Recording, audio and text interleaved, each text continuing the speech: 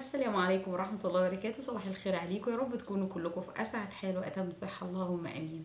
موضوعنا النهاردة بعنوان غرور النرجسي وكبره بيوهمه إنك أنت اللي تحت سيطرته، والحقيقة إنه هو اللي تحت سيطرتك. زي ما تعودنا مع بعض، لايك وشير وسبسكرايب، ادعموني كتير على صفحتي فيسبوك هناء السيد، ويلا بينا نبدأ الفيديو. غرور النرجسي وكبره بيخليه متأكد جدا جدا جدا انك مسيرك هترجعي له، انك مستحيل تستغني عنه، انك لازم تعيشي معاه، انه جعل منك طول سنين اللي فاتت دي كلها شخصية اعتمادية عليه في كل شيء، وبالتالي انت مش هتقدري انك انت تواجهي الحياة بدون النرجسي. تمام؟ لما بيحصل سوء تفاهم بينك وبين النرجسي، والنرجسي بيبادر هو مثلا بالصلح، اذا بادر هو بالصلح فبيجدك مش مهتمة لإثبات مين الغلطان أو مين اللي عليه الحق أو مين. في شخصيات كده على فكرة لما بترجع للنرجسي ما بيبقاش مهمتها او انها تناقش مع النرجسي هو ايه اللي حصل او مثلا مين الغلطان. دي بتدي النرجسي حيز كبير جدا من الامان والاستسلام. هنا بقى بتيجي الصدمة، ان الشخصية دي بتصبر بتصبر بتصبر، تمام، والنرجسي مستسلم ليها تماما، ولكن هي في نفس الوقت قادرة على صفع النرجسي وان هي تسيب النرجسي في اي لحظة هي وقفت فيها على رجلها ماديا. فبالتالي بتحصل هنا الصدمة للنرجسي. لما بتحصل الصدمة للنرجسي، النرجسي يهرع عليها تماما، يجي لها بسرعة وتلاقيه بيبكي ويتحايل على الصلح وإن هي لازم ترجع معاه، وإنه لازم، لأنها بتبقى بالنسبة له يعني إيه المية والهوا زي ما بيقولوا.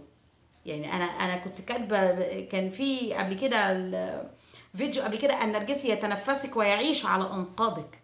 هو فعلا بيتنفس الضحية ويجد نفسه في الضحية. تمام؟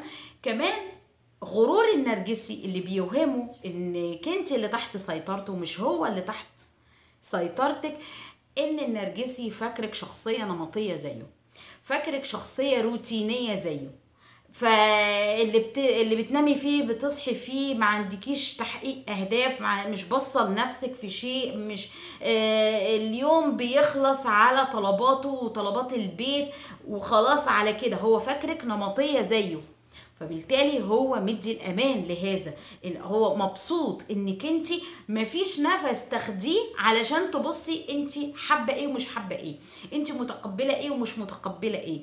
ولكن الحقيقه ان الشخصيه دي قادره انها تنفصل عن النرجسي، وقادره انها تعيش في ظروف جديده وفي مواقف جديده، لان تقبلها الاول لذاتها وتقبلها الاجتماعي من الناس، هي مقبوله جدا عند الناس، فبالتالي هي بتقدر انها تعتمد على نفسها وتقيم حياتها في ظروف جديده، عندها قدره على التأقلم والتكيف. تمام؟ برودك وثقتك في نفسك في الرد على النرجسي أثناء غضبه أو أثناء افتعال مشاكل معاكي، ده بيخلي النرجسي هو اللي تحت سيطرتك مش انت اللي تحت سيطرته، لأنه الموضوع ده بياخد من النرجسي جزء كبير جدا جدا جدا من وقته في التفكير. انت بتفكري ازاي عشان يخطط للمرحلة الجديدة اللي هيتعامل فيها معاكي. كمان علاقاتك الاجتماعية التي لا تنتهي تجعل النرجسي تحت الميكروسكوب، تجعله ماشي معاكي زي ما بيقولوا كده ايه، يعني ماشي معاكي كده على قشر بيض، خايف طول الوقت. لان الناس كلها بص عليه، لانك انت معروفة اجتماعيا، وبالتالي اي غلطة هيعملها النرجسي معاكي مش هتبقى لصالحه، هتبقى ضده. والنرجسي ما يحبش يطلع غلطان ابدا.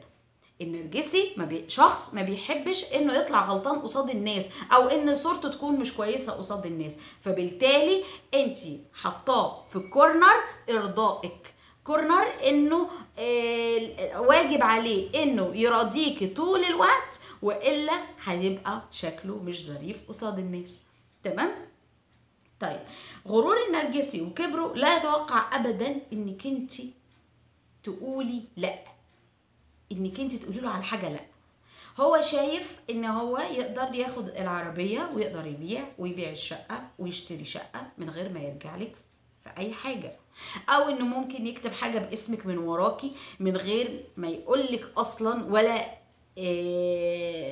يعطيكي وجودك في الدنيا وفي الحياة، ويعطيكي مكانك في حياته كإنسان ليه حقوق عليه، كإنسانة ليها واجبات عليه، كإنسانة ليها. يعني الموضوع هو مش معترف بوجودك، لأنه هو أصلا مش معترف بوجود نفسه.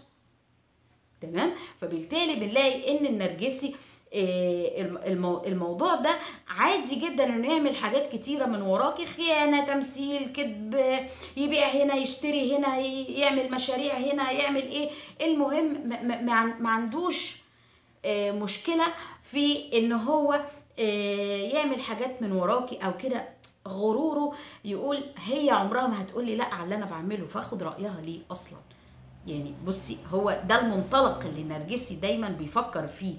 لكن لما انت بقى تيجي توقفي المراكب السايره وتقولي لا، ودي مش هتتباع، ودي مش هنشتريها، ودي ما تتخشش المشروع ده، وتحطي بقى العقده في المنشار، هنا بقى بتبقى المشكله بقى ان هو بيبقى مش واخد باله انك انت قادره تقولي لا، انك انت بتتكلمي معاه بشكل فيه استقلاليه، بشكل فيه لا انا فلوسي ما هياش فلوسك، لا انا حاجتي ما هياش حاجتك، لا انا مش هستخدم حاجه انت جايبها بفلوسك.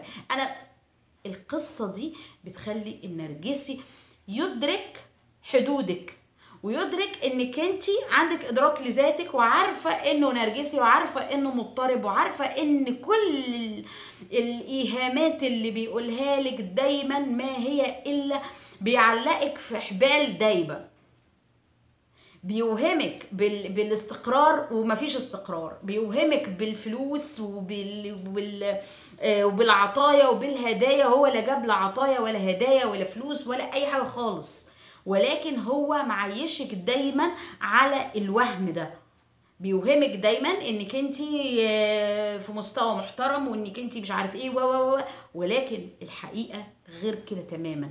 تمام. فلما النرجسي بيجدك فاهمه القصه دي ومدركاها كويس، وكمان بتقولي لا وبتعترضي، فهنا انت اللي مسيطره على النرجسي، مش النرجسي ابدا اللي قدر انه يسيطر عليكي. تمام. يا رب يكون الفيديو عجبكم، يا رب اكون قدرت اشرح النقاط السابق ذكرها. استودعكم الله الذي لا تضيع ودائعه، والسلام عليكم ورحمه الله وبركاته.